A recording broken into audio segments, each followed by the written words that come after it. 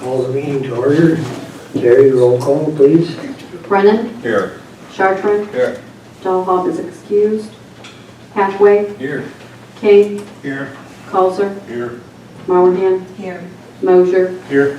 Fawcett, Here. Taball. Here. Everyone rise, we have an invocation. Heavenly Father, we ask for your blessing upon our assembled group here this evening. As we gather, we call to mind all the people in our lives that have problems, whether it be health, sickness, whatever. We ask that you watch over and guide us through our troubled times, and that we continue to serve and do the best we can for our fellow people in our lives. Amen. Amen. Pledge to the flag. Pledge allegiance to the flag of the United States of America and to the republic for which it stands, one nation, under God, indivisible, with liberty and justice for all.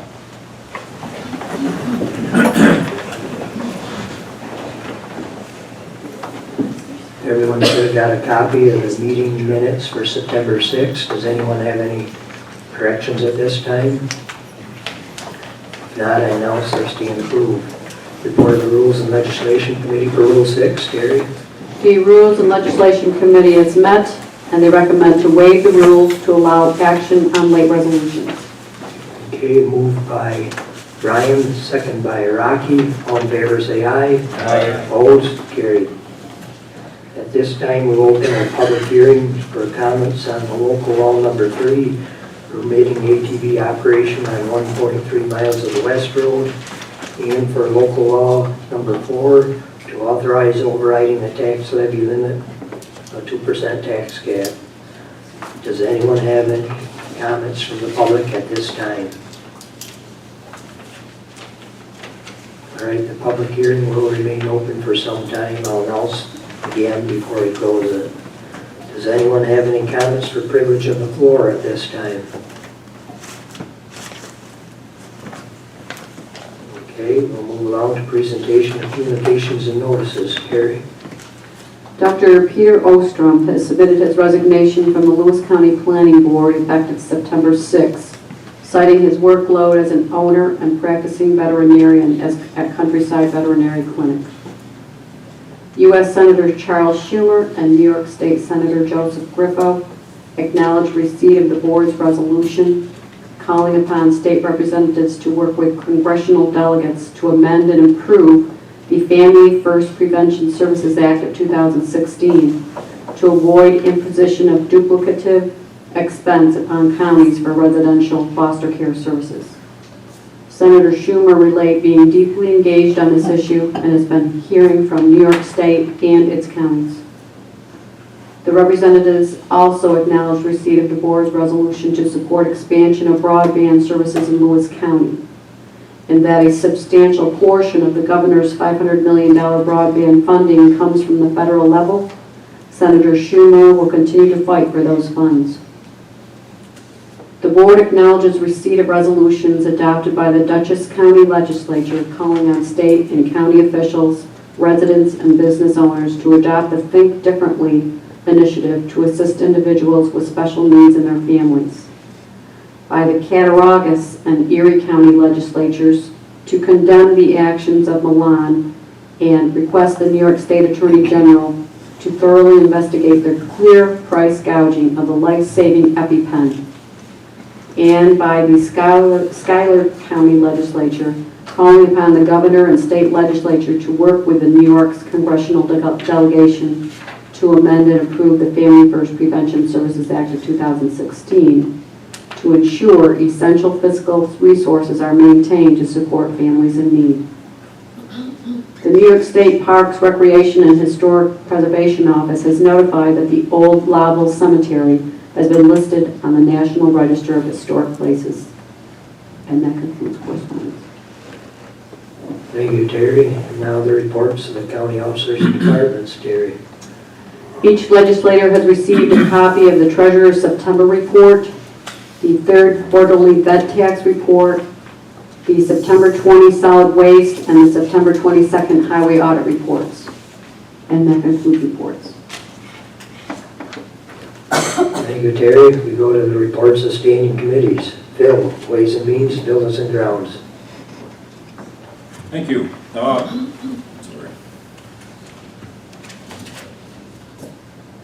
Well, Liz ran the meeting again, so it lasted an hour and a half this time.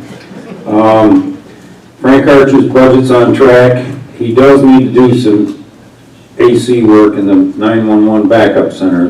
It's way too warm for the equipment in there, so we'll be working on that this fall. The DSS lot is pretty much done, other than the signage and rear remediation, which will be, the rear will be taken care of this week. The signage will be probably next week. Budgetary, the nursing home IGT payment was well over what was anticipated. And because we pay half of that, it does cause a little budget stress, but we're working on that. We also discussed the Hudson River, Black River Regulating District. Frank Pace updated us on JCC. Everything seems to be on track. There's some details to get worked out, but that looks in line. Regarding the enterprise fleet situation, Dick and Jerry had some concerns with the numbers presented to us, so a revised projection was done with a lot more conservative and probably a lot more realistic. It shows a modest savings over 10 years, and annually we will gain about $20,000 because of the DSS reimbursement for cars. And of course, in addition to that would be the sale of our fleet of vehicles for, excuse me, estimated over the 5 years that would happen, about $260,000, which we will probably recommend putting in the capital account. We did have another meeting with them, and Jerry and Dick had several questions that they're responding to via their contract with us. And obviously we have a resolution in the packet to negotiate an agreement with them. We also had several budget discussions for next year, and I'll let Liz tell all the good news about that. Regarding solar, National Grid sent us a very high and very non-specific numbers for what it would take to connect the solar to their system. And not only were they high, but they said they were plus or minus 25%. In addition to that, they said it would take 11 to 16 months to achieve. It doesn't seem to be an uncommon situation with them from what we're hearing with other people. We are working with Green Skies and a company that Chairman Table told us about to find a common ground and find some recommended solutions. And also Liz suggested some possibilities as well. So we're still continuing to work on that. And PSG water upgrades will start this week, and that should be completed within a week. That report took 4 minutes. Mike. I'll just add 15 seconds to it, Phil. Also, the Public Service Commission is deeply involved in a lot of these projects and has offered their assistance, so that's anticipated to help quite a bit with the numbers, I was told. Excellent, that's great. I mean, when you get one line item for $575,000 with no backup to it, it kind of doesn't sit real well. Right. Thank you, Phil. Dick? Phil, I've had a couple of calls from different people who do maintenance and oil changes and stuff on our vehicles. And I assured them it was my understanding that Enterprise planned on using all the local agencies. That's still correct, right? That's what they have told us, yes, sir. Yep. It's to their benefit, actually. They will be negotiating, though. Sure. Anything else for Phil? Okay, we go to Rocky, Social Service, Office of the Aging. Thank you, Mr. Chairman. Department of Social Services. Social Services is gearing up for the heat season. early mail-out applications have been released. If anyone has received an application, please return to either Office of the Aging or Social Services so that we can process these applications and be ready for heat opening on November 14th. DSS is partnering with Office of the Aging by having heat staff on site at Office of the Aging for technical assistance if needed. This will ensure that applications are processed timely. DSS would also like to announce a job fair on Friday, October 21st, 8:30 to 12 and 1 to 3 at the Lewis County Workplace on Outer Stowe Street. Kelly Services is currently hiring for packaging positions for Kraft Foods. The job type is temporary. All shifts are available, $10 an hour, and required skills is the ability to frequently lift up to 30 to 40 pounds. I also have a motion here for Social Services, a motion to authorize refilling a full-time office specialist in the Social Services Department due to a resignation. Okay, you move that, Rocky. I move that. Second by Craig. Discussion? All in favor of the motion, say aye. Aye. Opposed? Carried. I'd just like to talk about Office of the Aging for a minute. I attended a wonderful party last Friday put on by the Office for the Aging. 175 people attended, and the Randy Streeter Senior Citizen of the Year was awarded to Katie Leindecker, who's the mayor of Lyons Falls. And that finishes my report. Very good, Rocky. Brian, County Officers, Veterans, Junkyard, HR. Thank you, Mr. Chairman. As is, everyone should have the new reports as far as personnel requests and county vacancies in front of you. So this is how we've done every month. The only thing that I ask, generally I'm pretty sure that most of your department heads are going to mention what they want to fill in their meetings, but if you have questions that want to be asked at HR, email them to me and then I can bring up them questions if you have any questions about any appointments or any refilling the positions. We'll make sure we bring up them questions at the HR meeting. So as you can see, everything is listed, what we approved in HR on the first page, and then you have your vacancies on the back. So if anyone has any questions or don't understand the way this is set up, just feel free to ask anytime. On the Junkyard Review Board, and we had a pretty good meeting. Craig came to our meeting the other day, and we discussed a little bit about how, moving forward, maybe how we should do the inspections or reporting of junkyard violations. So Jerry and I are going to make sure that we make the review board meeting next Thursday night, discuss with them how they want to handle this and stuff. So because in your junkyard law, it says any 2 vehicles that sit around unregistered for more than 6 months is actually considered a junkyard. So we're trying to figure out if that's the model we need to go forward with, or if we need to change it around a little bit. Joan is working on some pretty major violations we have. We're going to take care of that, get them taken care of before we start really digging into it too much. So on Veterans End, as Derek only meets with us quarterly, so he didn't meet with us this month. And that's all I have, Mr. Chairman. Thank you. Very good, Brian. Jerry, Courts and Law. Thank you, Mr. Chairman. I got a motion to authorize Sheriff Carpinelli to refill 1 full-time correction officer and 3 part-time correction officer position due to resignations and a promotion. So I'd like to make that a motion. Okay, moved by Jerry, second by Brian. Discussion on the motion? All in favor, say aye. Aye. Opposed? Motion is carried. Okay, the sheriff applied for that yearly lease sled. Supposedly he got another one this year. E.F. Johnson was in town last week working on pagers, trying to get better clarity and some of the noise out of them. Channel 4 is back in the mix. We're testing it. seems to be working well the last couple of weeks.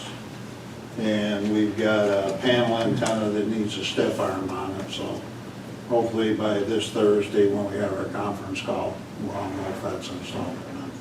That's all I have, Mr. Chairman. Okay, thank you, Jerry.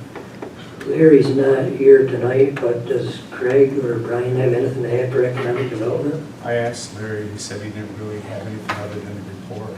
I have a motion that I'd like to bring to the floor. Okay, I'd like to make the motion to authorize the Recreation, Forestry, and Parks Director Jerry Mahoney to travel to Springfield, Mass. for the Springfield RV and Camping Show from 2/16 to 2/21/2017. Mr. Chairman, I'd like to amend the name on that. you know, like, maybe she changed her name. You said Jerry. No, did I? Yeah. Hi, Jerry. Jackie Mahoney. Wasn't a resolution. I was getting ready to ask There wasn't a resolution to that? No, okay. All right, moved by Craig. For Jackie Mahoney. Okay, Clarification. motion for Jackie Mahoney to attend the conference, seconded by Brian. Is there any discussion? All in favor of the motion, Thanks. say aye. Aye. Opposed? Motion is carried. And as a report for economic development, Eric has been working very diligently to move forward a commercial park, and we've entered into an agreement with Bernier and Carr to take it to the next step, which is to do what has to be done to help make it a shovel-ready park. He's also reached out, I know personally, to 2 companies that are looking to expand in the area, and I know those talks are going very well. The business breakfast we had, I attended. Did you make that? I don't remember. But that was pretty well attended and well received, and from that, more information was developed, and we're actually going to have a spin-off from that this fall. I also know from planning that Frank has also been working diligently to move forward our agreement with Jefferson Community College to bring an educational institution to this community. And I thank Frank for that. That's really, really something we need to do. Thank you, Mr. Chairman. Thank you, Craig. And now do you have something for taxation, elections, or IT, Craig? Yeah, nothing for IT, but for taxation, first off, I want to commend Candy for continuing her education and getting certified. She's moving along way ahead of schedule. She said that she's made a decision that is within her powers to change the way we do property when we have a small parcel that's being adjoined to a large parcel. And that's raised some confusion.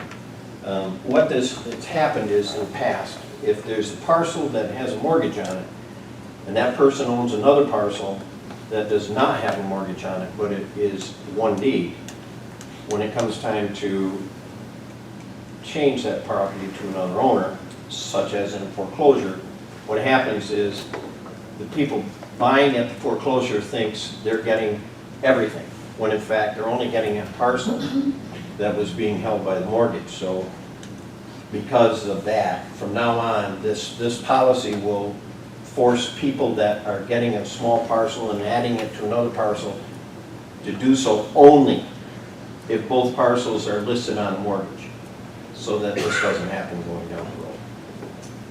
And you could probably further explain that. And just so everybody understands, if somebody owns a piece of property and gets a small parcel next to it, they can request to join those 2 parcels into one deed and one tax bill. But if there's a mortgage on one and not on the other, they won't be able to do that. And all that means is that they're going to have 2 deeds and 2 tax bills for a while until that mortgage is satisfied, and then they can join them. And that really does help the county to make sure that if they go into foreclosure, that people don't think that they're getting more property than they actually are, because they will only get the ones that the lender has foreclosed upon. So it makes sense. Thank you. And that's all I have to report. Thank you, Greg. Greg, transportation, solid waste. Thank you, Mr. Chairman. Highway paving is complete and surface treatment is complete.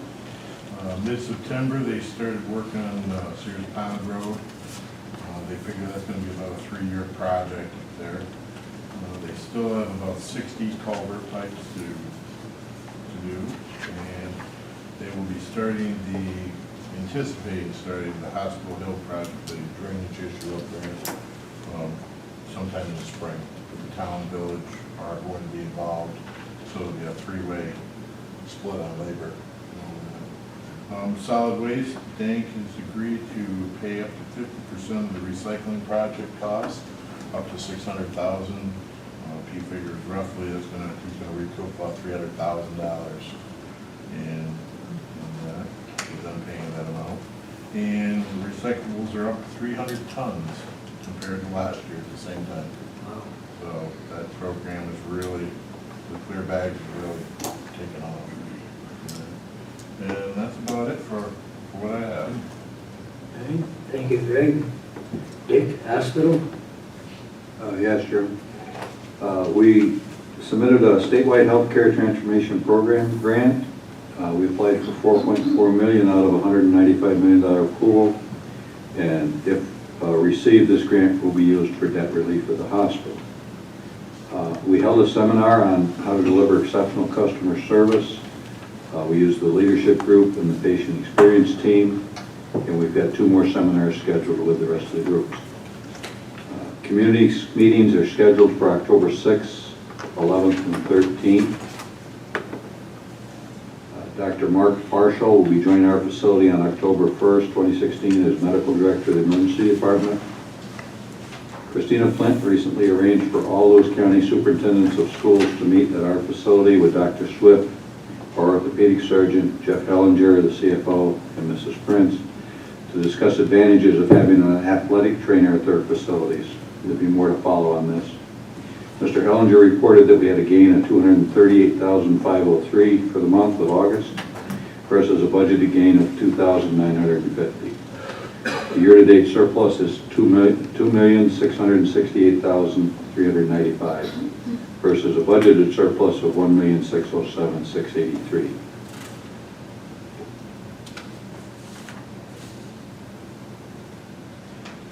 As Phil mentioned, we got some 2014 IGT money. We expect to receive it by October 7th. The cost report settlement of funds was 1.7. It was received and sent to the county to put towards our pension and health insurance payments. Mr. Hellinger also reported that we budgeted $4.2 million for our 2016 employee pension payment. However, we have now been notified that this number has been reduced to $3.7 million. Barring questions, that concludes my report, except for this month is Breast Cancer Awareness Month, and there is a dinner honoring that at the Laval Elks later this month. Any questions for Dick? Thank you, Dick. We go to Andrea, Public Health Community Service. Thank you, Mr. Chairman. The St. Lawrence Psychiatric Center has opened a children and adolescent crisis planned respite house. This 6-bedroom home is located on the grounds of the Psychiatric Center in Ogdensburg. This is a short-term care option in a home-like setting for children and adolescents ages 10 through 17. Its purpose is to provide a safe and stable environment to children who are struggling in the community despite being involved in treatment. This service is free for families and anyone can make a referral. The New York State Delivery System Reform Incentive Program, DSRIP, Central New York Care Collaborative. Many Lewis County departments and local services are participating in this project, intended to improve care while reducing Medicaid costs. On September 15th, a regional project advisory committee meeting was held at the Lewis County General Hospital Medical Arts Building. These meetings, held quarterly, get local members together to discuss the chosen projects, which are intended to improve access to services, and the overall health of our Medicaid population.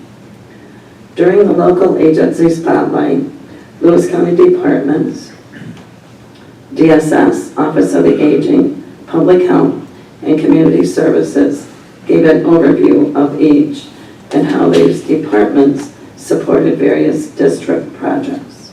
And that's all I have. Thank you. Thank you, Andrea.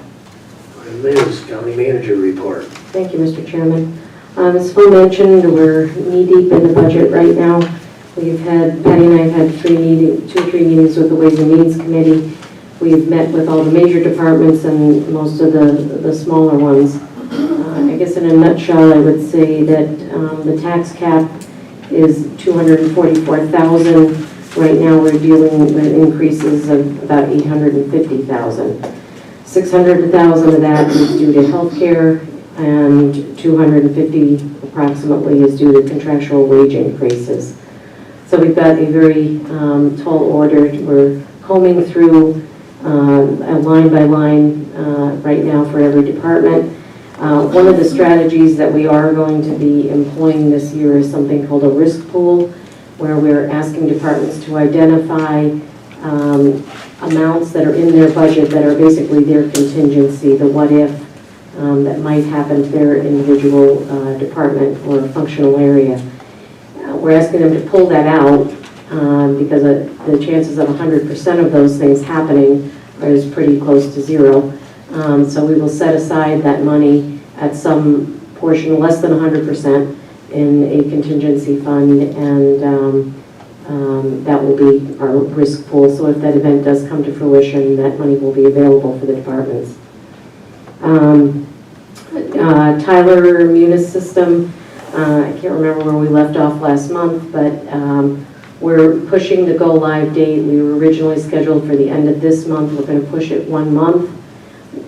So we will stop processing in the IFM system on November 21st.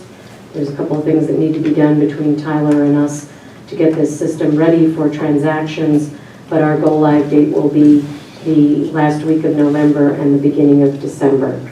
And I can honestly say that the team that has worked on this has put in an enormous amount of hours and energy. They are just about ready to kill me now because they're all working double and triple time in holding down their regular full-time jobs, plus putting an enormous amount into the system, as well as now we're starting to train a lot of people in the organization. So if you hear some people going, I can't, I won't, yeah, that's because we're asking people to change things and how they work every day. So there's a level of discomfort that a lot of people are going to feel right now, but we're going to get through it. And a couple months from now, everybody's going to be happy. So that's all I have, Mr. Chairman. You got that in the minutes, Terry? This is where Everybody's gonna be happy. I'm one of those at the top of the list. Okay, thank you, Liz. We go to the county treasurer's report. Patty? Thank you, Mr. Chairman. We have our monthly balances. Special contingency has $249,168. Contingency has $419,000. Capital data processing has $128,163. Capital equipment, highway balance has $137,213. The county portion is $239,047. Sales tax at this point is at $6,779,790, and we are on target to meet our budget with maybe a little surplus. Hospital is on target with their payments, and they have a balance due of $2,700,000. Internal Service Fund, they are still struggling. August did see a slight increase, but we still are in dire straits. That's it, if anybody has any questions. Any questions for Patty? Thank you, Patty. And for my report, just just received a phone call today from our Black River Hudson Executive Director, Robert Smullen, who said that the public hearing for next week tentatively had to be canceled, didn't have a quorum. So he offered to come back to Lowville November 9th. So the meeting will be back here in the town office, and they'll conduct their hearing there, starting at 10 o'clock. Just for the record, we were well represented at the NISAC conference recently. It was attended by Greg Brennan, Dick Chartrand, Terry Clark, and myself. And I think if you asked any one of them, you'd say they got quite a little out of it. It was, as usual, very informative and quite interesting to talk over with other counties on common issues. Also coming up this coming Thursday, there is a conference up in Lake Placid.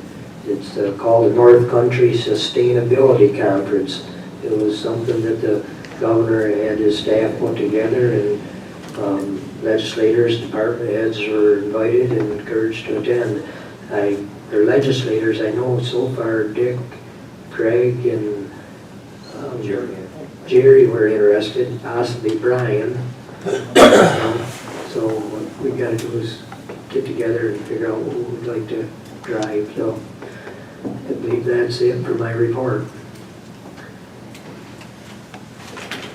Okay, we go back to the public hearing regarding the ATV operation on the West Road and the 2% tax cap, overriding the tax cap. So I'll ask again, does anyone from the public have any comment at this time before we close the hearing? Yes, we have a comment from the back. If you'd like to give your name, please. Yeah, my name is Nick Burke. I'm the new general manager over at Snow Ridge. My mother Cindy and I took over last fall, so we're very excited to be in the area. So far we've met everyone has greeted us with open arms. It's been really great. We've had a lot of support from the county so far. They actually helped us a little bit financially to make the deal happen. So we're very grateful of that. As far as the ATV, the West Road being closed to ATVs, it has been a bit troublesome for us, as well as the other businesses nearby us this summer. We've lost some business, definitely at the beginning of the summer with our camping, as far as the start run goes, making that road illegal to ride for them to get to the trails was very difficult. Then also through the summer, we lost a lot of business with our campgrounders in general. A lot of the ATVers really just want to have a legal road for them to get to the trails. And you can't really blame them for that. It's just an ease of use type thing. So as far as we're concerned, it would just be very helpful for us and our customers. And it would be a huge boost to a new business and the businesses around us to get us through some tough months when we really rely on the winter time. So the summer can be rough for us, but it'll be a huge help. So that's all I'd like to say. Thank you. Any other comments? Go ahead. Yes. My name is Pixie Novella from Jern, and I'm manager of the Westwood Motel and Townhouses, and we are also suffering from the closure of West Road, and that's little mileage there. What happens to us is that these customers call us to stay, but the ATV people, and the first question that comes out of their mouth is, can we ride from your premise to get to the trails? So I always have to say no, and so it costs me a lot of money because I've lost a lot of customers, and during the summertime we really count on that to help us get through to winter. So if it could be opened, it would be great for all of us, and the county would also get that tax out of it. So it's a good thing for everybody. Very good, thank you. Any other comments? Yes, I'm Greg Myers. I'm the owner of the Towpath Restaurant and Lodge. Also in turn, I agree with Pixie on that with the lodging that we have available in the restaurant, that we do have a 2 years ago when there was a secondary trail that was open on it's called the ice trail, where people were able to get to us. We've noticed a significant decrease in traffic being able to get to us and being able to patronize the restaurant, the hotel rooms, and it's been definitely a bad part where the winters haven't been that great, so we haven't been able to make up that revenue from the winter time to the summertime. So with this road being open, it'll be a huge relief, especially with the winters that we have been getting, to be able to keep this income coming in with opening the ATV trail system to us.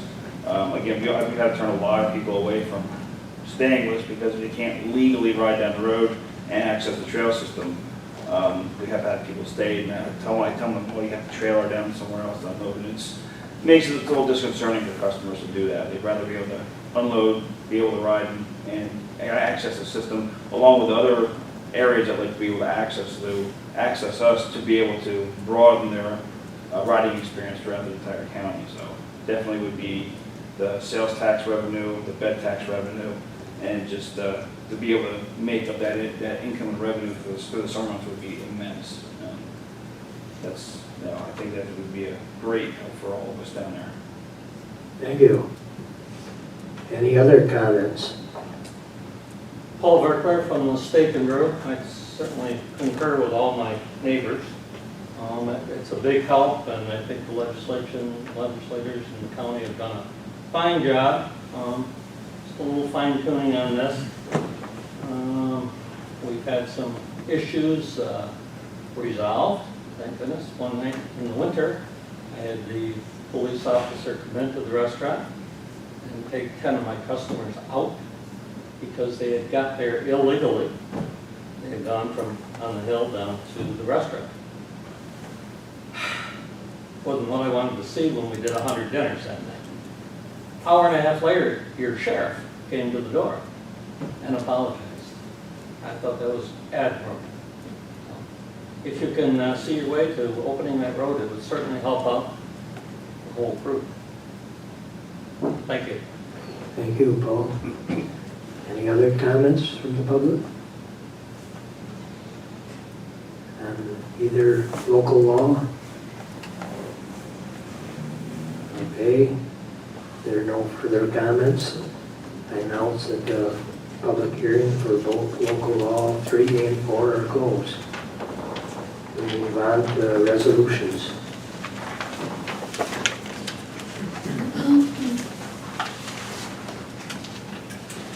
The report of the Ways and Means Committee, they've examined the claims presented for payment in the total amount of $706,163.88 and recommend that they be audited and allow for the amounts claimed. Moved by Brian, second by Craig. It's a roll call vote there. And that's Okay, we got to vote on that first. That's just the report. Okay. All approved, okay. I'm getting ahead of myself. All right. And we still need a motion to approve that. You got the motion. All you need is approval. Okay, all in favor say aye. Aye. Opposed? Carried. Thank you. Then the first resolution is auditing and allowing the claims in the amount of $706,163.88. Moved by Phil, second by Jerry. Roll call vote, Jerry. Brennan? Yes. Chartrand? Yes. Halfway? Yes. King? Yes. Colzer? Yes. Marahan? Yes. Mosier? Yes. Fawcett? Yes. Tebow? Yes. Resolution 379, adopting and otherwise treating local law number 4, permitting all-terrain vehicle operation on 1.3 miles of West Road. Moved by Jerry, second by Brian. Discussion?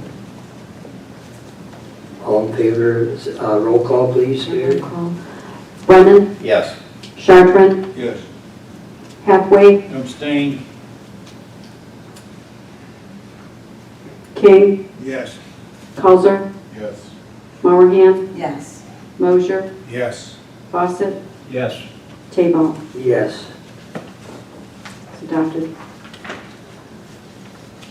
Resolution adopting local law number 5, overriding the tax levy limit established by general municipal law, otherwise known as a 2% tax cap for the 2017 county budget.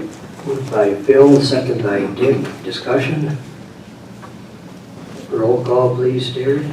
Brennan, Yes. Chartrand, Yes. Dahl, Hathaway, Yes. Kane, Yes. Coulter, Yes. Mowerhand, Yes. Mosier, Yes. Fawcett, Yes. Tabo. Yes. Adopted. Resolution increasing district attorney's salary pursuant to 2016 New York State budget mandate and judiciary law. Moved by Jerry, second by Craig. Discussion? Is this the one that we were going to, there's two resolutions, isn't there? One where we're going to go ahead with it and one where we're going to ask them to Ask the state to cover the cost. Two separate ones. Correct. So you're right. You want me to read section 1, Greg? Or? There is some excellent points in this resolution that I'm wondering if this resolution itself should be sent to our Assembly, Senator, and Governor. Couldn't hurt. You need an amendment to do that, Terry? Yes, please, Jim. So moved. Moved by Craig, second by Dick. Any discussion on amending the resolution to send copies to the Assembly, or State Assembly? You want to send to the governor as well? Yes. Any discussion? All in favor of amending, say aye. Aye. Opposed? Carried. Now is there further discussion on the amended resolution? All in favor, say aye. Aye. Opposed? Well, the resolution is carried. Calling on the state legislature and governor to pass a chapter amendment to the 2016-17 state budget to require the state to pay the cost of the state mandated district attorney pay increase. Moved by Craig, second by Jerry. Discussion? All in favor of the resolution, say aye. Aye. Opposed? Carried. To transfer funds, district attorney salary. Moved by Brian, second by Jerry. Discussion? All in favor, say aye. Aye. Opposed? Carried. Authorizing amendment to agreement between county and Bergman Associates under the Department of State's work plan required under the Brownfield Opportunities Area Implementation Strategy Grant, Village Alliance Falls, Step 3. Moved by Craig, second by Rocky. Discussion? Craig, this doesn't seem to commit us to any money. It's just increasing the grant usage or whatever. Is that correct? That's my understanding of it, yes. Okay. Yes. Yes. Other comments? It's increasing the usage of grant funding for the Marino's Pizza site, is that what it is? You needed more funding down there to clean that one up too? Can I try to explain that? I called Dank on this because I was concerned that we were increasing taxpayer spending by $73,000 roughly. And it was explained to me that the grant proposal, and keep in mind, this is just one of more phases. The grant proposal, or the bid proposal came in $73,000 lower than the grant was going to allow for. So there was actually a residual in that grant of $73,000. So what they did was they went back to the contractor, in essence, and said, we have part of the next phase that we could include in this phase that would bring it up to that mark, so that we're using the entire grant. That's an oversimplification, but that's what happened. We're getting added value. But this is not the mill site though. This is Marino's Pizza site. It's in the mill site. And Well, actually, it's kind of the mill site, but it's, the mayor wanted some studies done on the water in the river and something about a leakage, and I don't understand it. I'm not an engineer. So they're going to do that for her with that money. Well, Marina's Pizza site, I thought was cleaned up once before because it's been developed. It was. So this at Marina site, I'm told, is to further drill It's exploratory to make sure that the site is truly clean. If there's any mitigation that needs to be done, will be on the landowner. This is merely exploratory, going deeper with the wells or the drilling to determine if there's any leakage beyond what they already mitigated. Okay. That's all. Well, why isn't the landowner responsible for this? This is part of the brownfield cleanup. He would be responsible for the cleanup. But it was already cleaned up. Yes. So if they find more though, Greg, if they find more necessary cleanup, then he's going to be responsible for that cleanup. And this was Can I approved by just the state. interject here? This is for additional environmental assessment on that site as well as the mill site. So they're going to do some more soil boring tests, I believe, Frank, and some other things for additional environmental assessment. They're not doing the cleanup. This is part of the grant that allows for the additional assessments to be done. Yeah, there was, between those two properties, when the original work plan came in, the DEC and DOS had thought that there was going to be more work that was necessary on the Marino's Pizza, and when the work plan came in, it was actually less. So there was a surplus of funds that we had already negotiated with DOS that we could potentially use in other areas if we found the need for it. So once we had that base bid was there, we knew what the scope of work was, we started the scope of work, we could then move forward with those additional funds that were already part of the grant and apply them to another area. So what we did is we applied those balance of funds from the original Marino's Pizza budget line item to the mill to do some further soil borings and do some groundwater work. So it's all still within the budget, within the original budget, the grant budget. It was just a realignment of some funds that were not necessary in one area. We realigned those funds to an area that needed more investigation. So you're not doing more work on the Marino site, you're doing more work on the work is right. The work is still the same on the Marino's site. It just happened to be the cost to do that work happened to come in less. Right. But we were able to realign the balance of those funds to an area that needed more work in order for us to do the pro forma. So it's not, this $72,500 is not going to the Marino site, it's going to the mill site. Correct. Gotcha. That's the answer I need to hear. So, excuse me, when we went through this the first time, didn't the state, with the first cleanup at Marino, set the parameters and stuff like that? Didn't we meet them? They did. So that's done. Yeah, they did adjust that, and we did, on the original scope of work, we met their requirements. And when Bergman, presented the work plan, the state approved it, and their budget was less than what the original line item was. So we had that surplus of funds there that we could use for another part of the project because it's an overall community project. So as part of this whole project, we have to, one of the most important parts is doing a pro forma on all those areas so we can identify what the potential use would be as we move forward with the various phases that still may be there. So by realigning those excess funds, we're allowed to do some more investigative work on the mill property, which most of it primarily deals with some groundwater work and also identifying the pipe that's underground there, which basically part of the river is conveyed through to a basin. And so to investigate that through some ground penetrating radar, potentially sonar. So that's where those additional funds are going to be used. Okay, so we're actually, when it's all said and done, Marino's is done. It's just excess money we're sending elsewhere. Correct. Okay. Yes. Thank you. Any other questions on the resolution? All in favor, say aye. Aye. Opposed? Carried.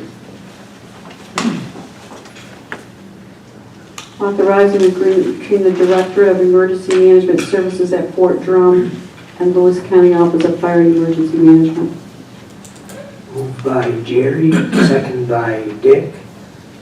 Discussion? All in favor say aye. Aye. Opposed? Carried. Authorizing the application of grant monies to be received by Lewis County General Hospital from the New York State Department of Health to the defeasance of outstanding bonds of the county issued to finance hospital facilities, appropriating said monies therefore, and providing for other matters in relation thereto. Moved by Phil, second by Jerry. Discussion? All in favor of the resolution say aye. This has got, it's got to be a roll call vote. Roll call, Terry. Brennan, Yes. Chartrand, Yes. Dalhoff, Fawcett, Yes. Hathaway, Yes. King, Yes. Coulter, Yes. Mowerhand, Yes. Mosher, Yes. Tabo. Yes. Resolution to appropriate funds, Office for the Aging. Moved by Andrea, second by Jerry. Discussion? All in favor say aye. Aye. Opposed? Carried. Authorizing agreement between Office for Aging and Krogan Adult Care Facility. Moved by Rocky, second by Phil. Discussion? All in favor say aye. Aye. Opposed? Carried. Authorizing agreement between Office for the Aging and 4 meal site facilities. Moved by Craig, second by Rocky. Discussion? All in favor say aye. Aye. Opposed? Carried. Number 390 has been withdrawn due to error in the name of the company.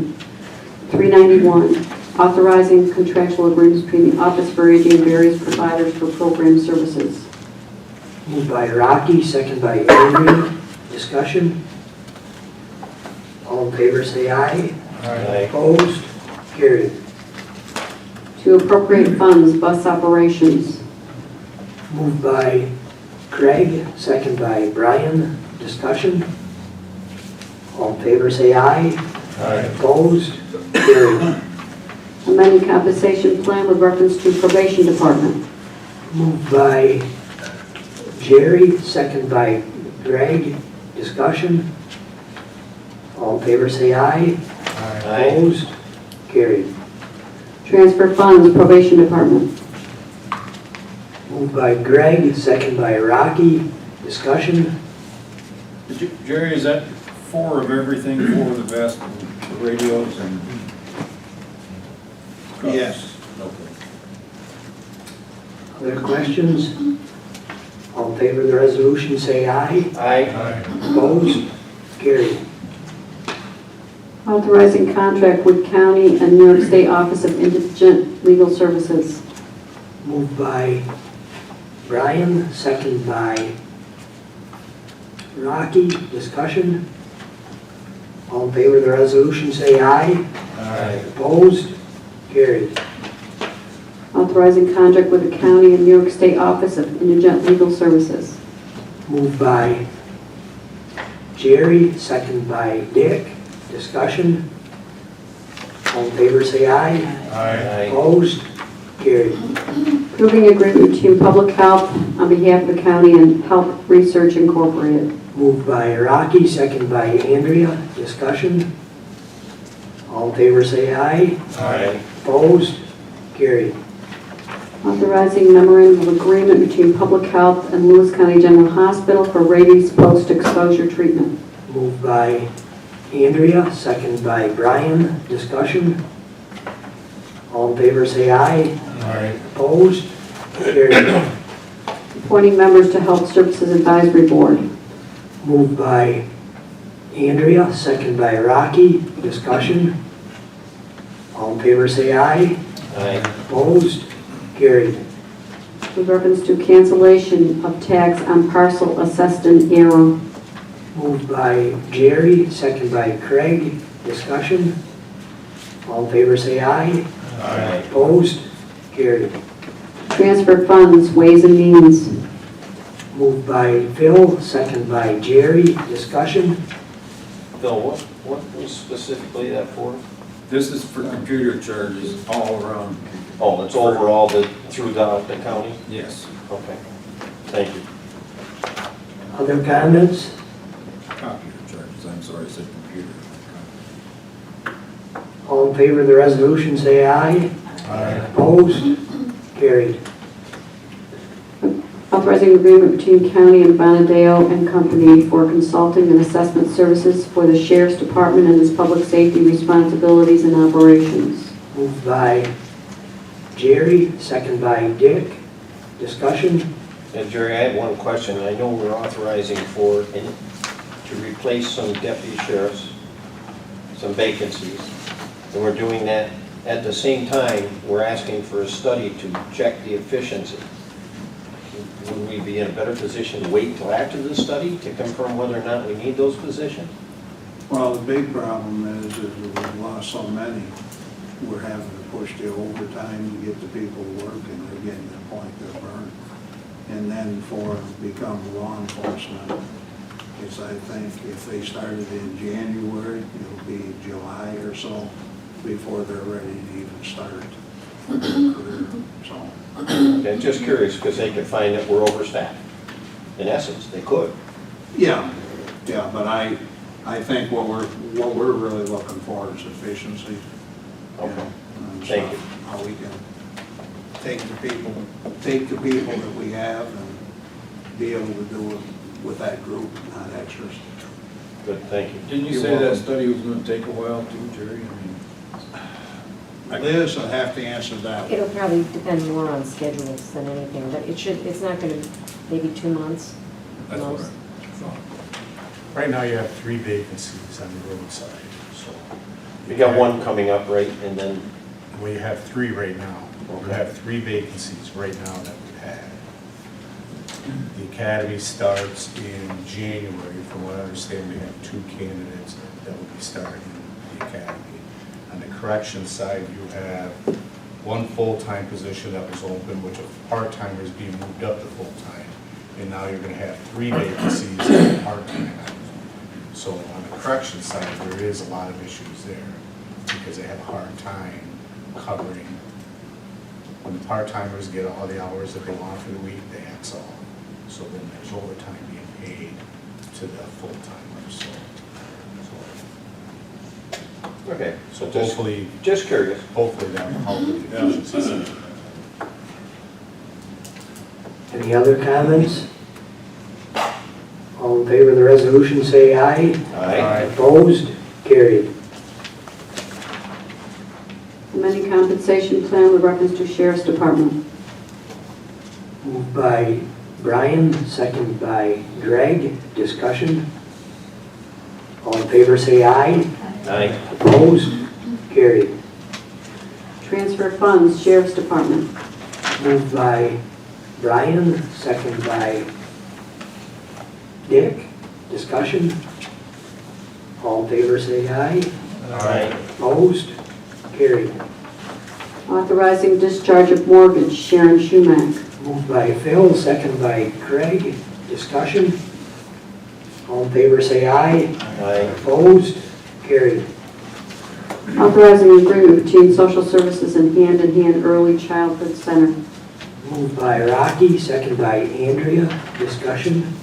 Brian? Are these rates all set by the state? Jen, are all these? Yes. These are all set by the state? Yes, they are. Yes. Other questions? All in favor of the resolution, say aye. Aye. Opposed? Carried. Authorizing an agreement between Social Services and Hillside Children's Center. Moved by Andrea, second by Rocky. Discussion? All in favor of the resolution, say aye. Aye. Opposed? Carried. Agreement between DSS and Insights Forensic Counseling. Moved by Rocky, second by Andrea. Discussion? All in favor of the resolution, say aye. Aye. Opposed? Carried. Authorize The memorandum of understanding between DSS and Lewis County General Hospital for rehabilitation services. Moved by Rocky, second by Phil. Discussion. All in favor say aye. Aye. Opposed? Carried. Authorizing agreement between DSS and Lewis County Opportunities. Moved by Rocky, second by Jerry. Discussion. All in favor say aye. Aye. Opposed? Carried. Amending compensation plan with reference to social services. Moved by Rocky, second by Jerry. Discussion. All in favor say aye. Aye. Opposed? Carried. Authorizing memorandum of agreement between DSS and Transitional Living Services of Northern New York. Moved by Andrea, second by Rocky. Discussion. All in favor say aye. Aye. Opposed? Carried. Authorizing agreement between Lewis County and Atlantic Testing Laboratories for the recycling building modifications project. Moved by Phil, second by Jerry. Discussion. Greg, are these board testings to see what the ground soils are where they're redoing the building? I don't believe so. This is an inspection of the structural, I believe. They'd be doing the concrete testing and that type of thing to make sure we're getting the 4,000 pound that we're supposed to get. And we cannot do it in-house. The state mandates that we get an independent company to do it. Right. Any other This was comments? the cheapest one. Yeah, thank you. It's still ridiculous. It is. It's ridiculous. All, Pound concrete is 8,000 pound concrete. despite your math, all in favor of the resolution, say aye. Aye. Opposed? Carried. Authorizing license agreement between Solid Waste and St. Pauli Textile Incorporated. Moved by Brian, second by Craig. Discussion. All in favor say aye. Aye. Opposed? Carried. Resolution authorizing waiver of county surcharge fees on the desludging of the Village of Laval's wastewater treatment facility to benefit the Kraft Heinz expansion and its positive effect on economic development for the Lewis County community. Moved by Dick, second by Andrea. Discussion. I know there's been a lot of discussion back and forth on whether we want to go ahead with this. I know the county is ready to help in some shape, form, or manner. There's been a lot of questions. The village has answered a lot of questions for us. And I guess last time there was some diversity about the amount we would help. But if we're ready to vote on it, we can go ahead. I would like to make this comment. In committee, we recommended a 25% decrease in the amount we would charge for that removal. Dank gave it roughly a 10% decrease. And that was our recommendation from committee. And part of the reason we did that was we felt that if we do this for one, we have to do this for all. So my only comment is, we're headed down a slippery slope. If we do this for one municipality, and I'm all about economic development and helping Kraft, but how do we address this going forward? And I'll leave it at that.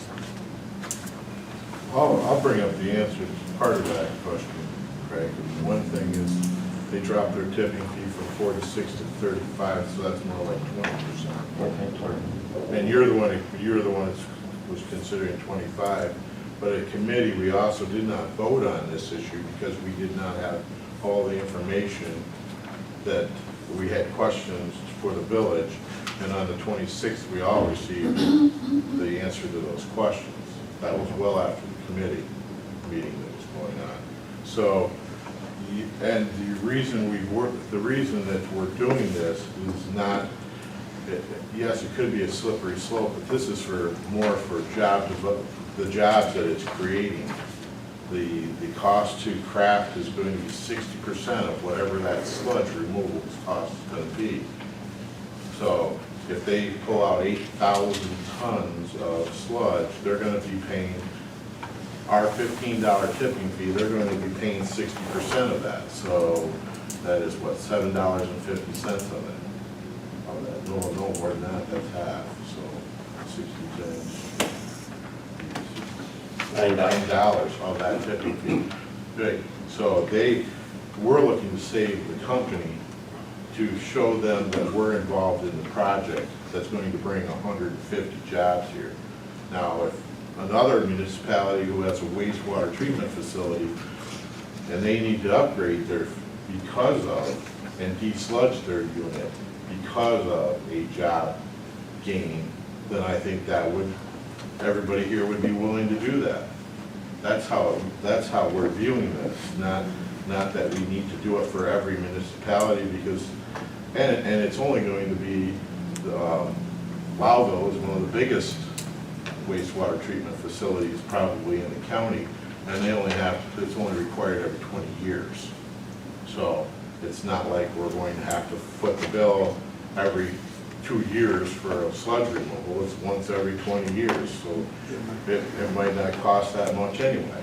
Going on, it should be paid for and the expenses. Yeah.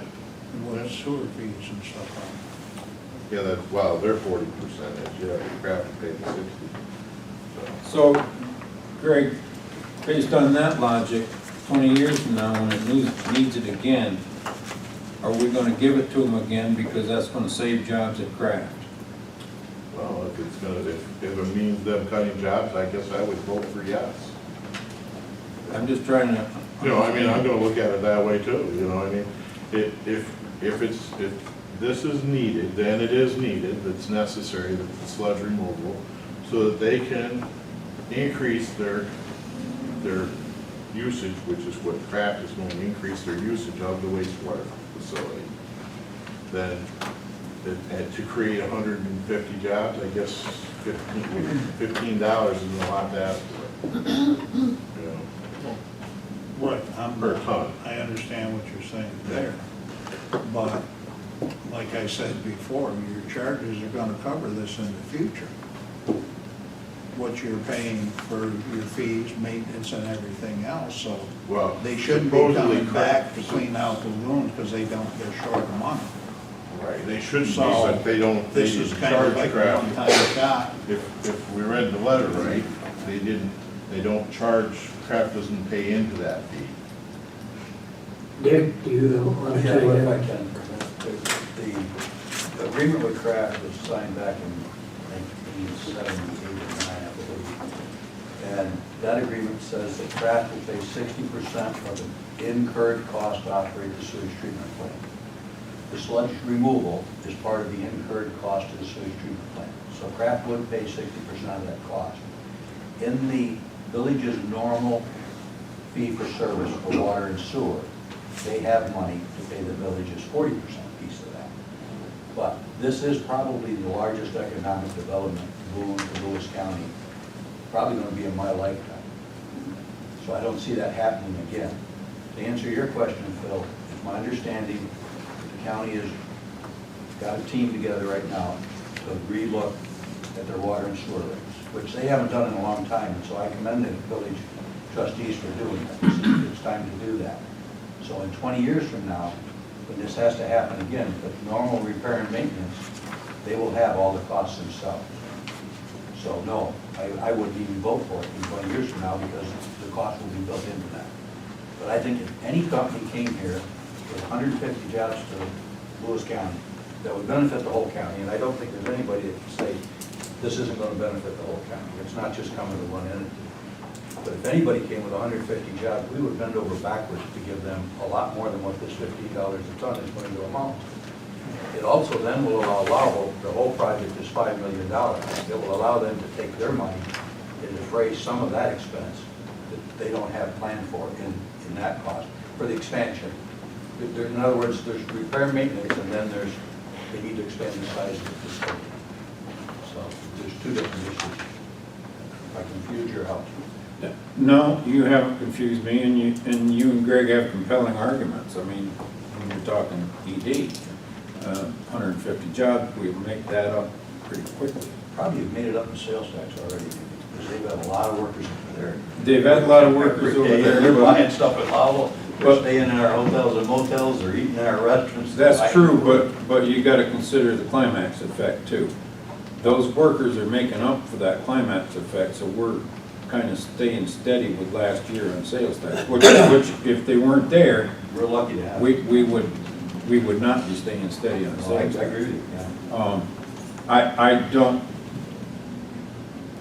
I'm not sure that because solid waste is an enterprise fund, and yes, I know you're gonna say they didn't have it in the budget, but they never have it in the budget because they don't know when it's gonna happen.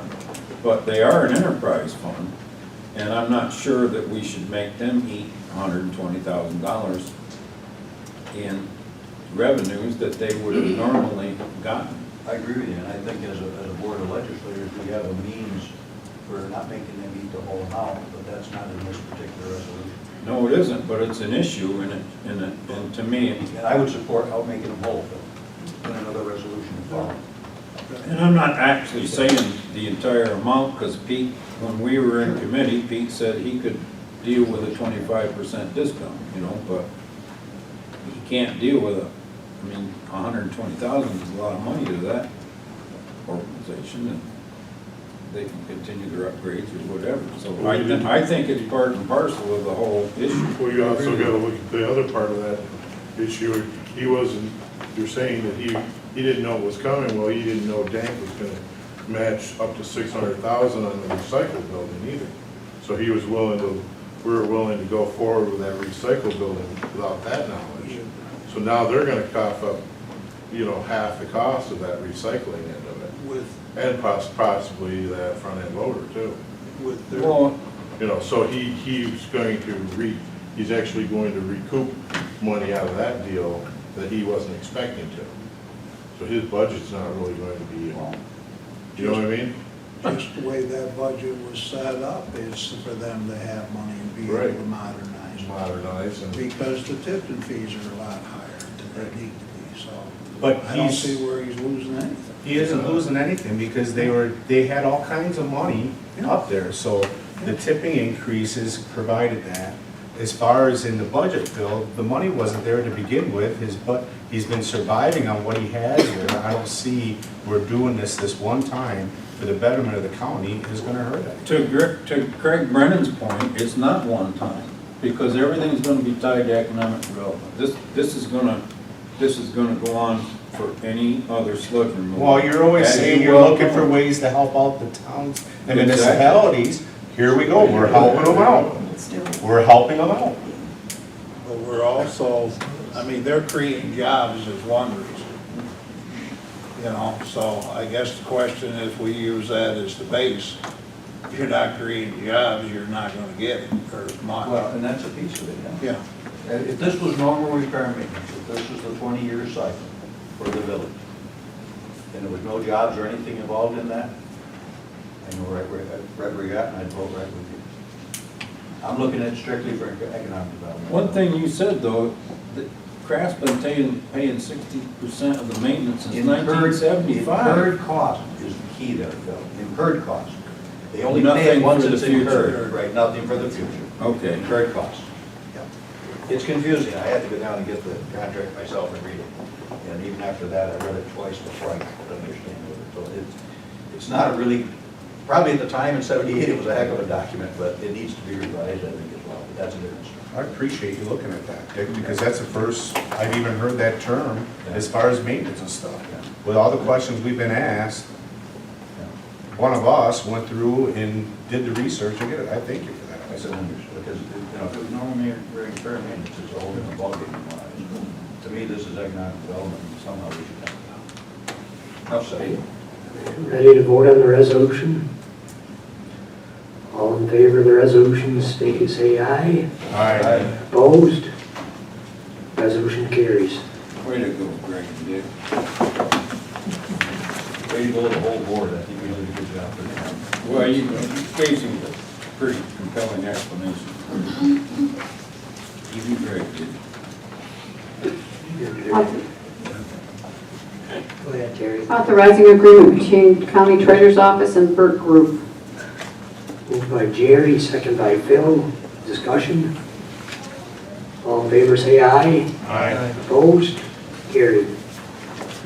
Rescinding resolution number 374 and authorizing an agreement between Treasurer's Office and Systems East Incorporated. Moved by Craig, second by Rocky. Discussion? All in favor say aye. Aye. Opposed? Carried. Authorizing negotiations of a lease agreement with Enterprise Fleet Management for the county's fleet of vehicles. Moved by Phil, second by Craig. Discussion? Dick? Yeah, Phil mentioned the savings on this, the monetary savings and what they were going to be. But it's the other soft savings that we need to understand also. They take over the whole management of this fleet. So all of our workforce that was spending pieces and time to manage this fleet and put their time towards other county business now. So the bottom line settlement to this, I think, will be fairly substantial. You're right, and the intangibles are hard to get a grasp of the value, but you're exactly right. I mean, they will have access to the WEX card, so they'll know the mileage of all the cars when they're gassed, and they'll be saying, well, do you need to do an oil change? We'll be providing our workers with safe vehicles, because right now, we got some vehicles that are in the 8 to 10-year-old range, and that's getting on in safe ones. And also, I know that when I talked to them, they agreed to purchase the cars or bring them through the local dealers to have them prepped, so the local dealers benefit from this. Plus, the maintenance will be done locally. They'll negotiate maintenance with locals. Yeah, so it's a win-win for the community and for us. All good points. Any others? Liz, and how, okay, like with DSS and the hospital where we get state funding for the vehicles, how does that work under the lease agreement? How does Well, that? we get state pricing for State- all of our vehicles. Okay, state. The reimbursement will still be there for DSS. I can't speak for the hospital. Sheila said that if we do a separate invoice, then she'll process it through the 75% Okay, reimbursement all right. from the state. Because I didn't know how we did it being that we don't. They'll be all part of the whole group, but we'll do a separate invoice. It'll be nice and clean. She'll charge The hospital will be 75%. separate to answer that piece of it. Right. We're going to be under one umbrella One umbrella, contract, right. but Jeff's been in the meetings with Yeah, us. with a couple, and- with two addendums. What happens to the old ones? We're going, they will be sold over a 5-year period. And as they upgrade our vehicles, like right off the bat, if we enter an agreement this in 2017 and buy 14 new vehicles, we'll sell 14, that type thing. But it'll be over 5 years based on mileages and all that. And they say they're conservatively estimating 261,000 that we'll get from those vehicles. They do all that for us, correct? They will do that. They say they can get better prices than, because, well, that's what they do. That's what they do. It's a business, yeah. They're not gonna do trucks though, right? They will do up to 550s, which is pretty good. Yeah. Pickups, 350s, and then 550 duals. Any other questions or comments on the resolution? All in favor say aye. Aye. Opposed? Carried.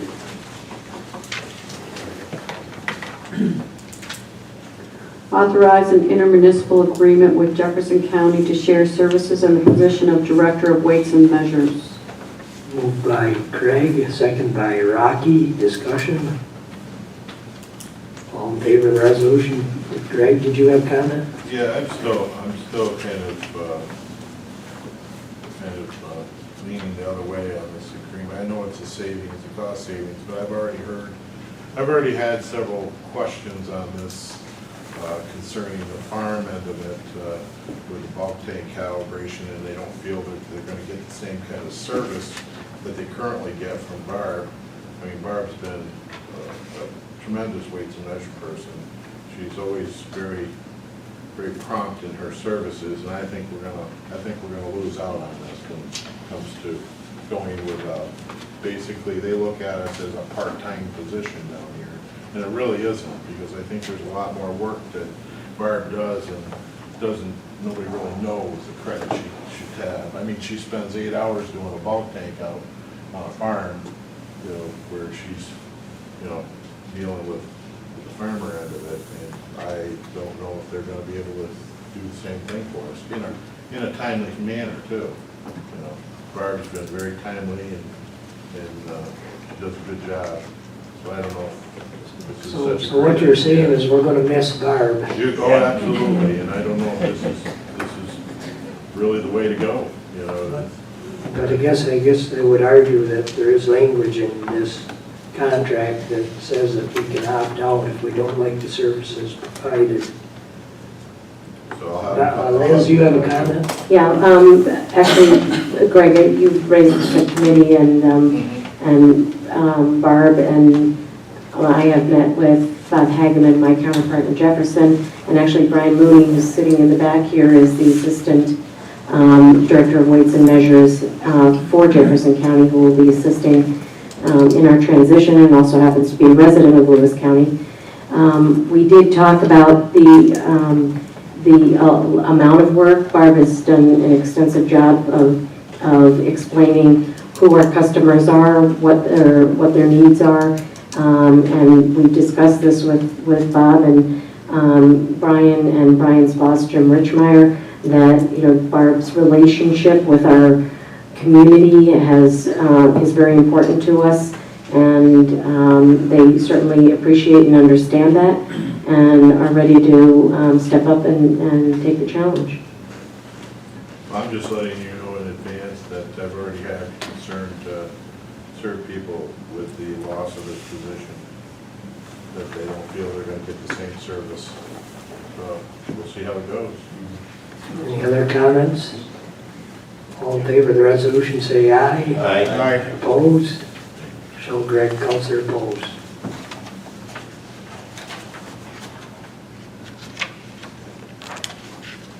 Appointing members to Youth Bureau Advisory Board.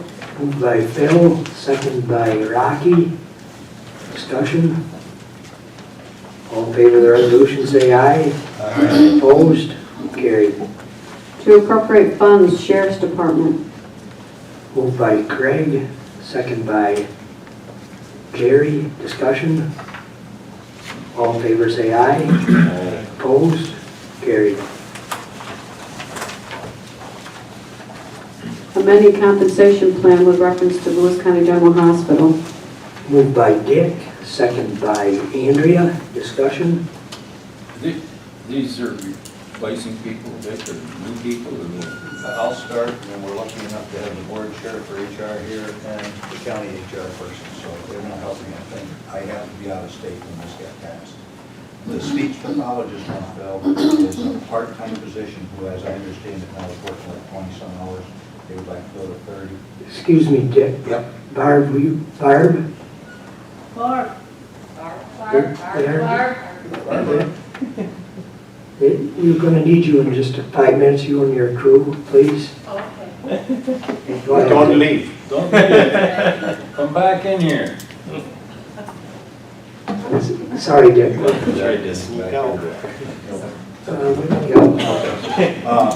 The speech pathologist is still remaining part-time, but it's increasing the hours, as I understand it. The LPN is a CHA full-time, and as we all know, we've got a long lead time in CHA right now. If we go to try to get into that, it takes a while, so we're trying to cut down on that lead time in there. The physical therapist, I believe, is, we have enough work to justify that position and pay and fund that full-time. That's correct. That also supports CHA as well. And that supports CHA as well. The CT technologist, I got to yield to you two folks, because I'm not sure on that. Sure, that's a current employee, Dick, who's a rad tech, but working in her secondary code as a CT tech. Okay. So we're creating a CT tech position card, abolishing the rad tech position. Okay. So it's virtually That's revenue what I'm neutral. doing. Okay, thank you. Thanks. And then we're going to abolish, yeah, there you go. Yeah. Any other comments on the resolution? All in favor, say aye. Aye. Opposed? Carried. Authorizing Office for the Aging to retain outside counsel. Moved by Jerry, second by Dick. Discussion? Rocky, this is an ongoing thing each year. Thank you. They do, we've heard they do a really good job with senior citizens. Other comments? All in favor of the resolution, say aye. Aye. Opposed? Carried. Amending compensation plan with reference to treasurer's office. Moved by Craig, second by Dick. Discussion? All in favor, say aye. Aye. Opposed? Carried. Resolution in recognition of Barbara J. Cooper, introduced by Legislator Michael A. Taball, Chairman of the Lewis County Board of Legislators. Whereas Barbara J. Cooper commenced employment with the County of Lewis on June 10, 1996, being appointed as the Director of Weights and Measures, performing that position until her retirement, effective October 15, 2016. And whereas she has conscientiously performed her assigned duties, promoting a cooperative attitude while gaining the respect from the diverse populace and business owners she served. And whereas it seems proper for us as friends, acquaintances, and members of this Board of Legislators to record our recognition and appreciation for the dedicated and valuable services rendered by Barbara J. Cooper. Now therefore be it resolved that as an enduring mark of respect for the honorable public service rendered by Barbara J. Cooper, this resolution shall be printed in the official record of proceedings of the Lewis County Board of Legislators, and a copy thereof sent to Barbara J. Cooper. Moved by Phil, second by Jerry. Discussion. I would like to point out that we are distinguished to have this dedicated employee with us tonight. And I'm sure that if someone asked Barb who she would like to speak on her behalf, she would say, I would want my favorite legislator, Phil Hathaway, to tell everything he could about me. So, Phil, I'm going to turn it over to you. She won't say that when I'm done. I appreciate the opportunity to do it, Mike. I've known Barb all her life. Obviously, she's a lot younger than me, as everybody else is. But Barb is a very special person, and she comes from a very special family. And it's always a pleasure to be around somebody like Barb. You know, she's been with us for 20 years, and she's used her time wisely. She's, after working with us, she's got a full grasp of what retirement is like. I don't know if she's going to notice a difference, actually, because she's been on the gravy train for a while. But I can testify to her integrity. She used to come to my store to do the testing and all that. And I tried several times to bribe her, and she wouldn't take it. But she would take a coffee once in a while, but that's about it. But Barb, in all seriousness, I would just be parroting what everybody else said, like Greg and the resolution and Chairman Taball. It's been a pleasure to have you. We appreciate all you've done for us. You've really done a wonderful job for us. You've made things a lot better for all of the consumers and the people that you tested. And we appreciate all your efforts. Thank you.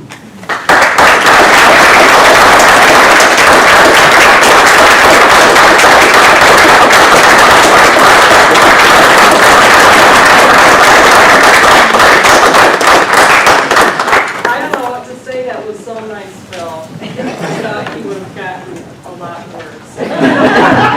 I intended, but the camera was on. I appreciate that 100%.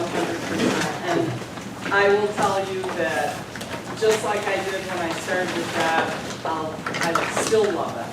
And I've loved it all the time through.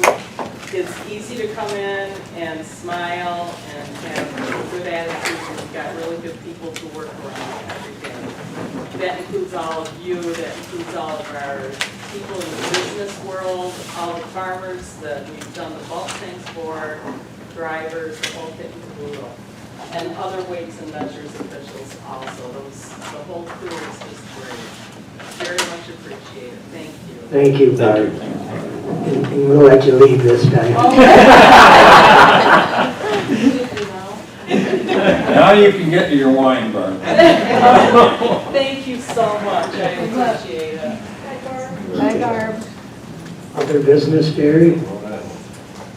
We have one announcement, which I sent this notification to all legislators. This is just a reminder. We're planning a ceremony to mark progress on the Lions Falls Mill site for Friday, October 28 at 11 a.m. There is a 40-foot water tower still standing on the property, and the intent is to drop that tower that day. Also working on a new name for the 9-acre property, and potentially will unveil the name that day. Just an announcement. And then we have a proclamation, Lead Poisoning Prevention Week. Week of October 23 to 29 is National Lead Poisoning Prevention Week, and the theme is Lead-Free Kids for a Healthy Future. Nearly 500,000 children living in the U.S. have elevated blood lead levels that may cause significant damage to their health. This is an estimate from the Centers for Disease Control and Prevention. Children can develop behavior and learning problems such as hyperactivity, slow growth, hearing problems, and aggressive patterns of behavior. The primary source of lead exposure among U.S. children is the lead-based paint and lead-contaminated dust and soil found in and around old, deteriorating buildings. Children can also be exposed to lead from additional sources, including contaminated drinking water, take-home exposures from a workplace, and lead in soil. Despite the continued presence of lead in the environment, lead poisoning is entirely preventable. Prohibiting a child exposure to lead from leaded paint, house dust, or any other source is the best way to prevent the harmful effects of lead. So now, therefore, as Chairman of the Lewis County Board of Legislators, the week of October 23 to 29 is proclaimed as National Lead Poisoning Prevention Week in Lewis County, and we call upon the people to observe this month by helping families, friends, neighbors, and leaders better understand the importance of public health efforts to decrease this most preventable disease among young children by raising the awareness about lead poisoning and to ensure lead-free kids for a healthy future. Thank you, Jerry. And there is another awareness that we are invited to. It's the domestic violence awareness. It's October 26th, and I believe there will be a movie showing at the Town Hall Theater. Correct, Patty? That's what I was given the information. Safe Haven. Yes. Yep. And the 26th of October, Yep. 7 o'clock. Craig. Mr. Chairman, I'd like to remind everyone, I'm sure you're all aware of the plight of the village of Copenhagen and the Water District.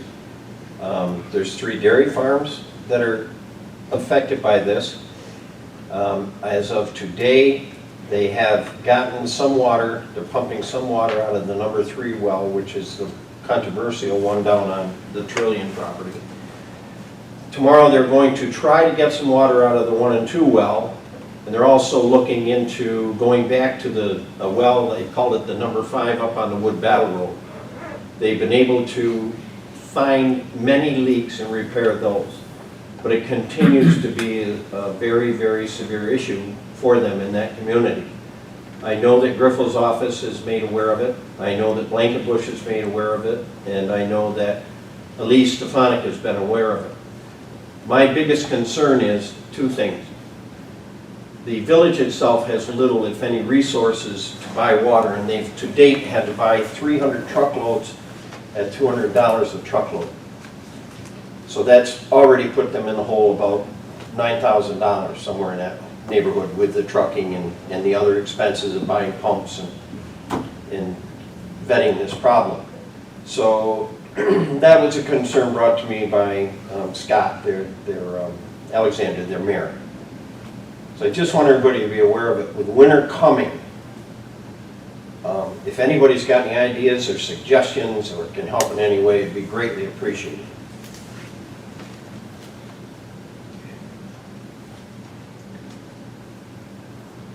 I wonder if being declared a disaster drought area, that would help. Well, according to Stefanik's office this morning, there are two types of, OEM is involved, but there are two types of declaration of the state of emergency. The one that they declared in this instance had more to do with agricultural crops than it did to personal water supplies. And although I guess I get that, to me, this is a very, very critical issue for these people. And I don't know if there's some way we can bring it up in committee that we can help offset the cost of the water that they're having to bring in. I know that, just for instance, one farm, Mr. Jones told me that not too long ago he spent $120,000 to put a well up on his property to take care of his herd. And when they did some fracking up there, or explosive to open up some rock, he lost that well. He's out that money and that well. There's nothing coming out of it. So it's some real serious issues. Can we declare a state of emergency? I don't know. I'll take that up with Bob and find out if there's a way of doing that. I know Bob's been involved from the onset. Mike's been informed about it from the onset. And Pat Mahar, who handles the water district for the town, is working diligently to find a resolution to this problem. When we had our special meeting, Michelle came. Yep. And we asked her, was there anything we could do? And there wasn't at that point. But Michelle would like to say We something. did bring up to Liz yesterday, Frank and I were at a meeting at Cornell yesterday, and we did talk to USDA, Scott Collins down at USDA, and brought up the situation down in Copenhagen, and discussed that. I mean, it's we've been talking about the ag issue, and I guess part of it is we were waiting to see the wells, because they were filling the tower and not drawing water from the wells, if the wells would recharge. I mean, and that's probably the biggest thing. And we did get a trickle of rain. And so Frank and I talked yesterday, and Frank had a really good conversation with Scott Collins at USDA about the water situation in Copenhagen, and if there was any kind of assistance that they could get. And actually with Tracy, Reynolds, am I saying that right? And talking with her, and so what could be done there. And we expressed to him the time sensitivity for it. I know Scott told me this morning that they had Timmerman in, and they checked all the sensors that are used to measure the well water and the depth, and that they actually had to lower one pump by 10 feet. Okay. And the number 3 well, I think, but don't quote me on that. Yeah, they were concerned whether or not their electronics were working correctly. And But they did find out today they are. They are. They're all working accurately. So they do have a problem. He did tell me that, he being Scott Alexander, that the mere fact that the weather has cooled a bit and that the plants are starting to go into what's the term? Dormant state. They're taking less groundwater, so there is some trickle into the wells. But it certainly isn't at the levels that they need to carry them to winter.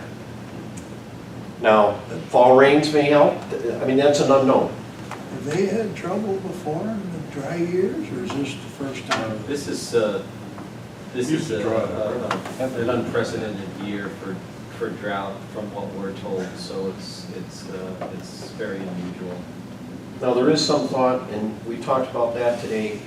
Aries Chemical has a full water filtration system on a trailer sitting in their Denmark location. They use that to take out for temporary service to other locations where they build the systems. They build them right there in Denmark.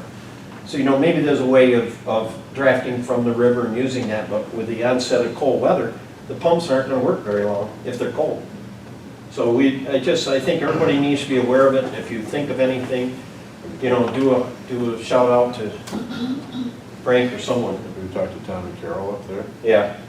But is he willing to send some water down from where his location is? I didn't Because know. it'll be down the hill. I don't know. I don't know if that's been discussed. He's got a huge surface water supply.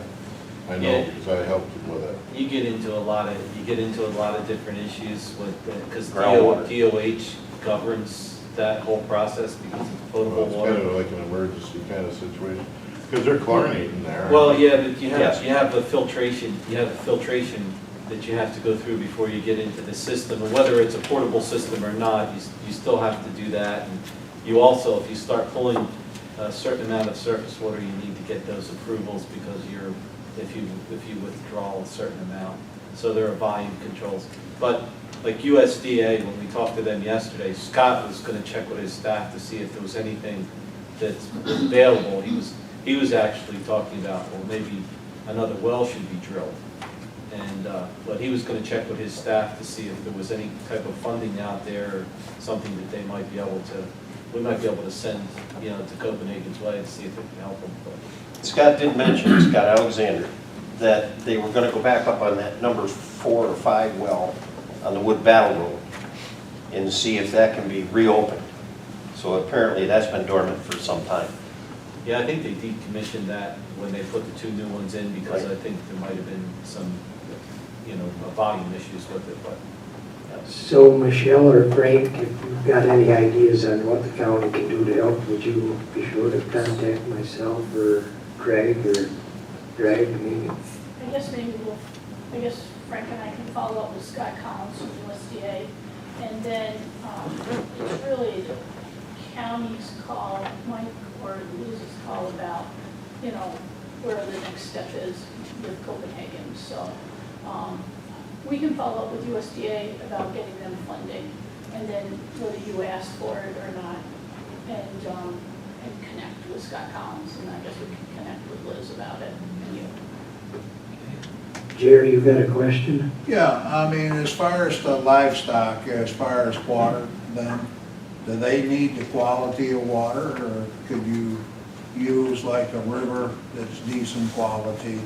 So the one is a heifer operation, so that does not matter, but the other 2 are milking operations, so yes, they need to have potable water.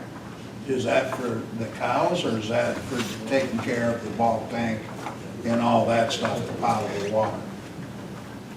How about you, Craig? Can you answer What do you that? want me to answer? The water supply, I can guess- the cows drink the The river cows water? can drink any water that you want them to drink. They can drink out The- of mud the puddle. It's a Well, whole process. I guess that's where I was trying to go, but I wasn't The only sure. place that you have. So wouldn't it be easier to maybe do potable water for those people and then bring some other stuff in? It's still the expense of trucking, and then the big fear here is coming into the winter months and the freezing conditions. Yeah. Even if you draw from the river, you're going to have problems with pumps freezing up, et cetera, et cetera.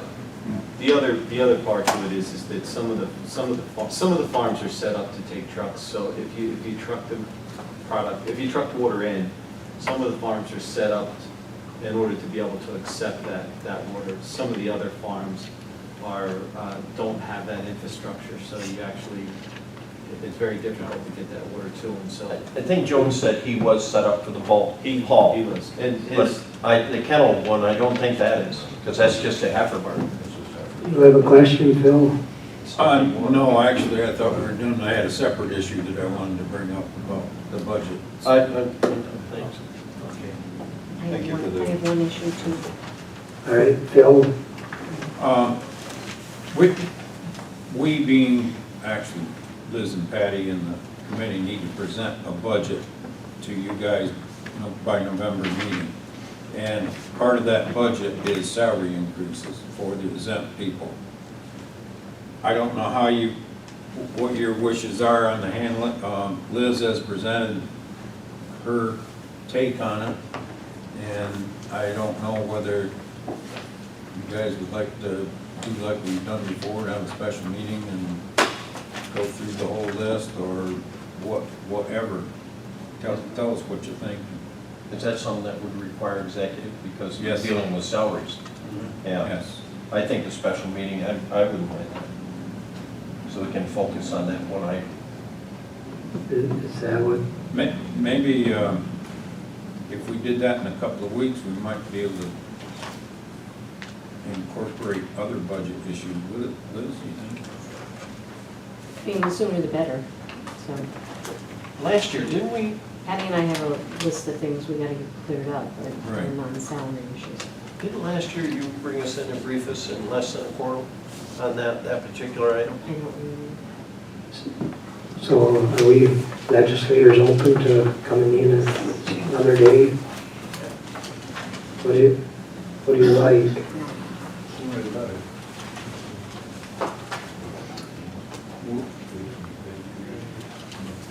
It won't really take too long.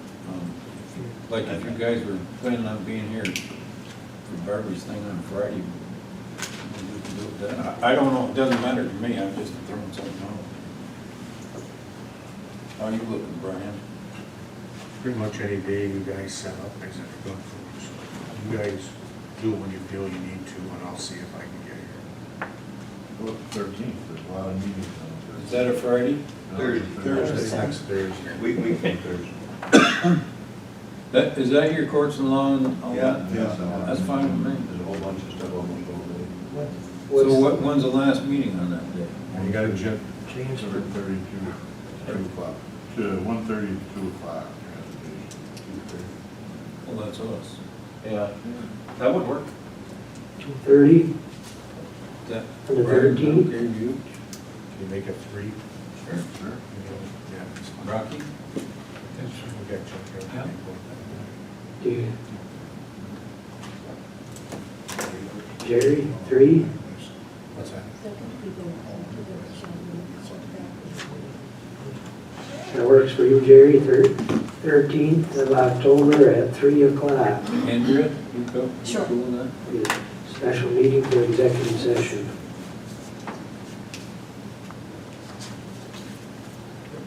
Need a motion? No, you can just set that. Yeah, okay. Mike, I have one other thing. Okay, go ahead, Liz. I just need to be clear here. Doug Primo has been sitting very patiently in the audience here. I think you know Doug. He's the superintendent of the South Louis School District. When you approved the 3 deputy sheriff positions, that included, I'll say implicitly, a discussion that we've had at Courts and Law and HR. Doug has requested a school resource officer be assigned to the South Louis School District. They have obtained a grant, and Doug may be interested in filling us in on that, a grant for $58,000. The sheriff currently has 3 vacant deputy sheriff positions. One of those is a long-term medical that we never expect to come back.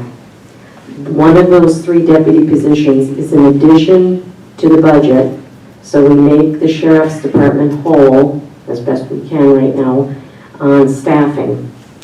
One of those, an officer, not necessarily one we hire, but an officer, deputy sheriff, we would have a contract agreement with South Louis School.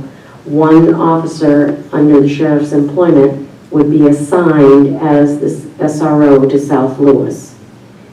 Obviously, that person doesn't work all year. The grant is for $58,000. The committees, I think there was consensus on the committees that we, the county, would then use that person, particularly in the summers, as one of our recreation officers, for which we also get some reimbursement. However, there's an additional local share of county costs that probably be about, I'm going to say $15,000 to $20,000 that the grant wouldn't cover and the reimbursement wouldn't cover. So we kind of passed the resolution and didn't have the story behind it. And I wanted to make sure that we did. And I also wanted to ask Doug, because he's been patiently sitting here, if you want to kind of make your brief pitch about what the position is and how it might benefit the community. Sure.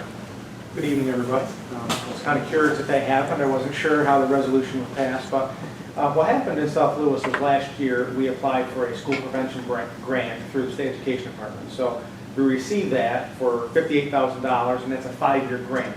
So that grant actually started this past July 1st, it's July 1st.